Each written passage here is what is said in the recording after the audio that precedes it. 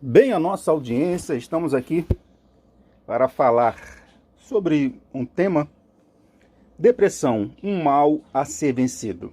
Temos um texto básico, gostaria que você abrisse a sua Bíblia comigo, no livro que Moisés escreveu, chamado Deuteronômio, capítulo de número 31, vamos ler o versículo de número 8. Deuteronômio, capítulo de número 31, vamos ler o versículo de número 8, que nos diz assim: o próprio Senhor irá à sua frente e estará com você.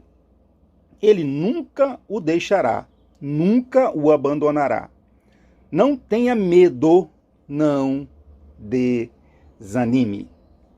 Você pode vencer a depressão. Deus quer restaurar a sua vida, trazendo alegria que parece perdida para sempre. Ele tem poder para fazer um milagre em sua vida. Aspas aqui para o site da Bíblia On. A boa palavra ainda alegra o seu coração. Provérbios, capítulo 12, versículo de número 25. A solução, muitas das vezes, não está numa autoajuda.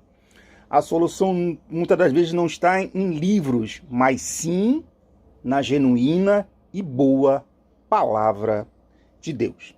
Deus é maior que os nossos problemas. Você sabia disso? Fazer das obrigações um fardo, e nós criamos para nós mesmos um fardo pesado. E muitas das vezes nós não conseguimos carregar. Não exija de você andar sempre bem. Isso é uma realidade, né? Porque tem dias que a gente não está bem. A tristeza é um fator normal devido a diversas coisas que acontecem na nossa vida. Mas a tristeza persistente, ela pode acabar desenvolvendo a depressão. E por falar em depressão, a depressão é o mal do século XXI, segundo a Organização Mundial da Saúde. E a mesma OMS diz que a depressão atinge 5,8% da população brasileira. Ou seja, para quem gosta de estatística, 11 milhões de brasileiros sofrem de depressão e a maioria desses são do sexo feminino. A depressão é uma doença silenciosa. Na Bíblia, Salomão descreve o seu processo depressivo no livro de Eclesiastes. Depois, com calma, você leia o livro de Eclesiastes, onde Salomão vai descrever, né, depois de ele passar todo aquele processo, ele vai descrever o seu processo depressivo. E por falar em Salomão, Elias também, o profeta da Bíblia, né? Salomão foi rei, Elias foi o profeta, você já leu isso na Bíblia. Ele sentiu-se profundamente deprimido, mesmo depois de uma vitória sobre os profetas de Baal, devido ao desgaste emocional. Elias teve um desgaste emocional. E às vezes nós temos problemas emocionais, doença na família, morte na família, separação, perda de emprego, e isso traz um desgaste emocional. E durante a batalha ele teve esse desgaste emocional e ele se viu deprimido diante de uma simples ameaça de Jezabel. Aspas aí para o site otempo.com.br. Mas sabe por que aconteceu isso com Elias? Abra sua Bíblia na carta de Tiago, a carta pastoral de Tiago, capítulo número 5, versículo de número 17, que nos diz assim: Elias era homem sujeito às mesmas paixões que nós.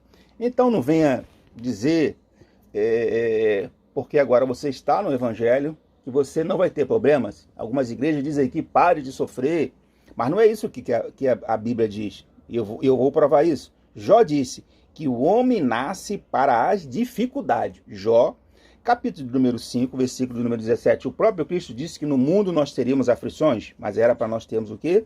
Bom ânimo.